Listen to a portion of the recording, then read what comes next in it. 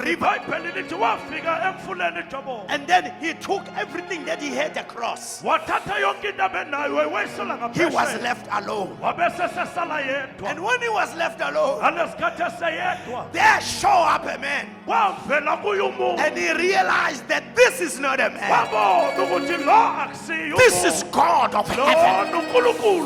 God of heaven has touched down.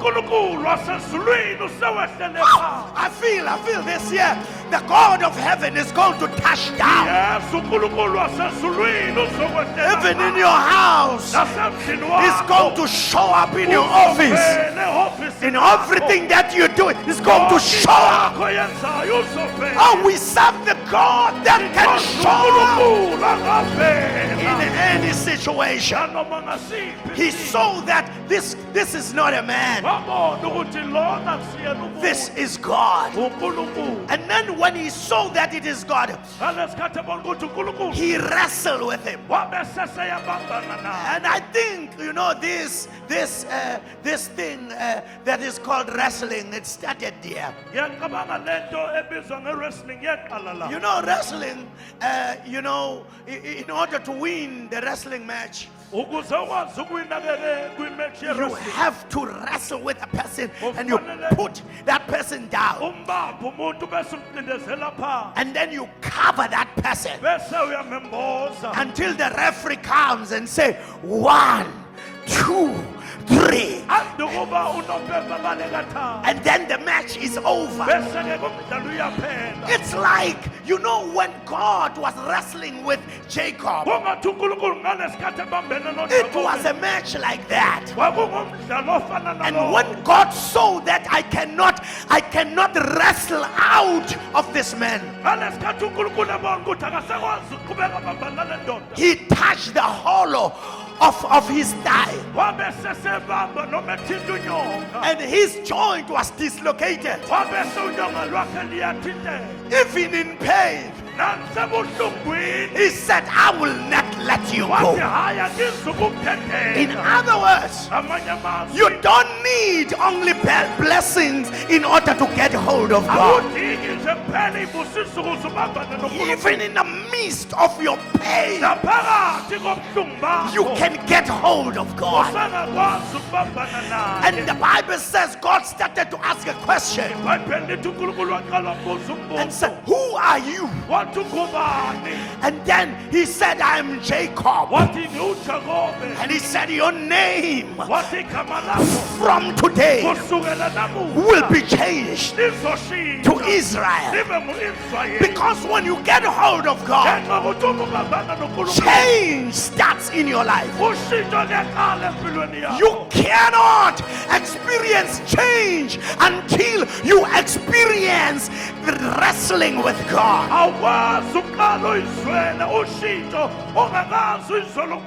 And the Bible says, after he wrestled with God, when he finished wrestling with God, God changed his name. He said, I will never leave you, not until you bless me. The Bible says God blessed him that night. And when he finished blessing him, he then went to face the guy that he stole from. And when he lifted up his eyes, he then saw Esau. And when Esau saw him, he was definitely sure that Esau is about to kill me. But to his surprise, can you touch somebody and say, surprise, surprise? Up to his surprise, Esau came and hugged him. And then he gave him the abundance of of what he had. And then he was reunited with his brother. But there is something that happened before he went back. The Bible says he loved the woman by the name of Rachel. When he saw this woman, he saw that this lady was beautiful. You see, when a person is so beautiful, it's like he takes the breath out of you. And then you will feel something, that is unexplainable. Say,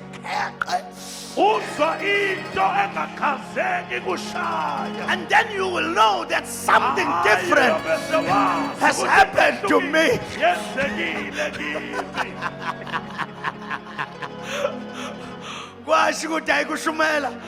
Umfundisi oganiwe kusena ufata lo.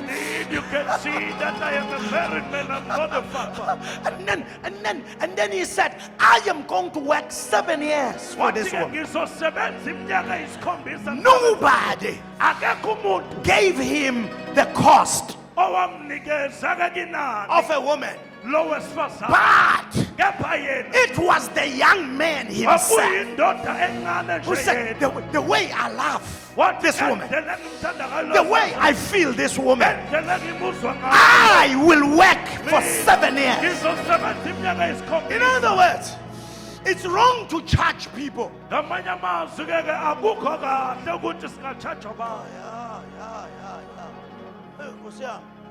I'm so glad I said that. It's wrong to charge people. But it's even worse to get a woman free of charge.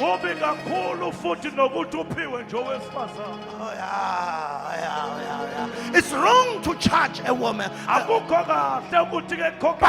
it's even worse to get a woman free of charge. The boy,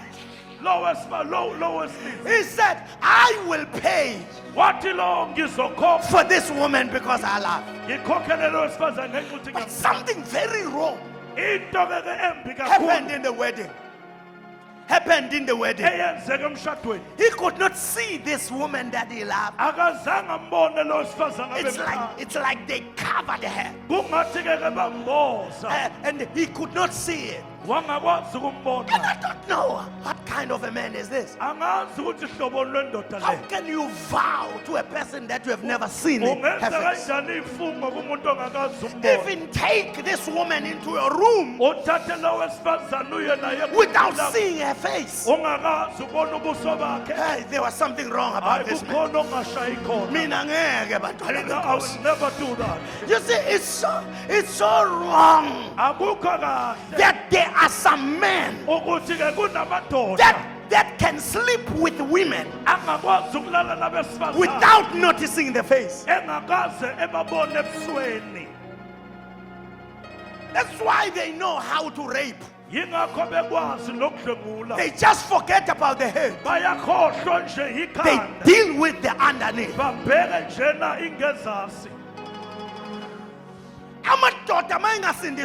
When men are not saved, they are a really, really troublesome individual. They can sleep with you.